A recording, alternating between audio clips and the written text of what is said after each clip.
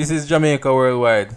First of all, big up to all my supporters on Patreon, the Yardies, the Generals, and of course the Diplomats. We try to bring you very good content. The channel is not monetized as yet, so a little goes a long way. We give thanks to all the supporters. Enough love and respect. Big up. So, Usain Bolt has officially put SSLs, that's Stocks and Securities Limited, on notice, basically responding as to his demands regarding his monies that has been invested into the company and it is said have been swindled away by unscrupulous persons within the company. Of course, it was recently made public that there had been some misappropriation of funds going on at SSL.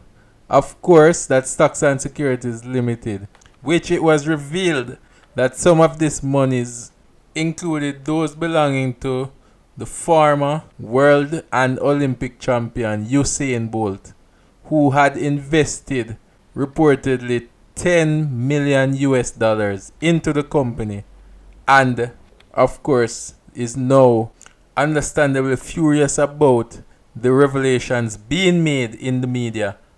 Usain Bolt's lawyers have communicated with the company, giving them 10 days in which to respond favorably by returning the funds that was invested within the company, or there be legal and criminal proceedings taking place against the company.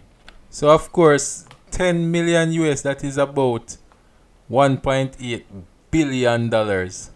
So the following few days will be very interesting as to what happens in the case of Usain Bolt and this massive amount of money that has been misappropriated.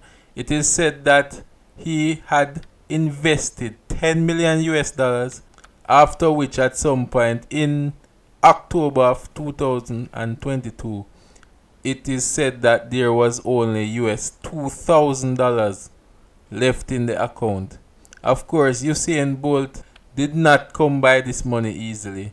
All of Jamaica watched as Usain Bolt endured ups and downs, tragedy along with his triumphs, sweat, early mornings waking up for training.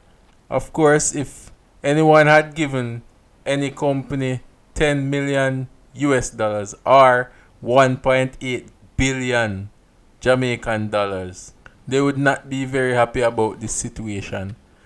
The only response from SSL, that's Stocks and Securities Limited, is that they are investigating the situation and intend to respond very soon.